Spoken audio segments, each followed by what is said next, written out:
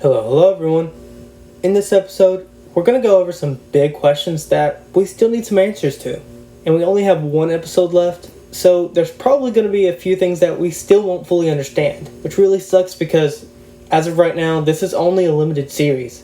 But these are some questions that we still have. Jumping right in, will we even see Jake Lockley this season? Because it's been teased this entire time and yet we haven't actually seen him. This seemed like the episode where they were going to find him and they still didn't. I feel like we have to get the reveal during this episode either early on or it's going to be tacked on right at the end and basically just tease us even further. This one is a bit more obvious, but how much is even real at this point?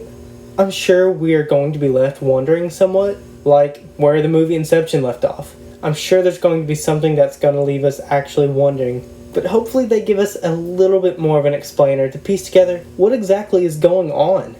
I mean, come on. It was teased in the first episode that Steven wouldn't pass through the field of reeds. That little girl predicted it, but how is that even possible?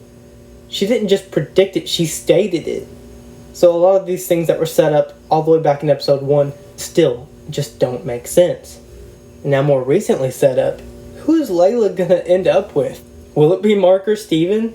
Clearly she has a romantic interest in both of them. So who will she ultimately choose if either? Or both? Or will this just be left unanswered? And if so, what's the point? Or maybe she'll end up with Jake, who knows? How exactly did the scales balance? I personally like the idea that it was because there was supposed to be 3 hearts, considering Jake Lockley is also a personality. But since they never found him, they weren't weighing things properly. So, once Steven died, there were only 2 hearts left. And technically they're the same hearts, so maybe that's why it balanced.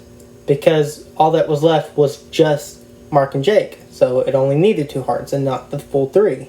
A lot of this has been left up to interpretation so far, so I'd love to get some real answers finally. And we all know Steven will most likely come back, or at least we all hope so. The question is how? Can Mark just recreate him? Can Khonshu bring back something that was in Mark's head all along? It just gets a little confusing. It gets a lot confusing. And why are so many of the other gods imprisoned? And is there something more sinister going on with the current roster of the gods?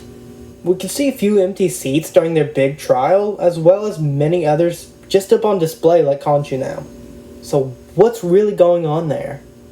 Because if there's something more sinister going on with literal gods, we should probably know about it. And finally, probably the most important question left is what happened to poor Gus?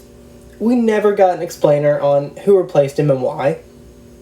All we know is that someone went to the pet shop the day before Steven did and got a replacement.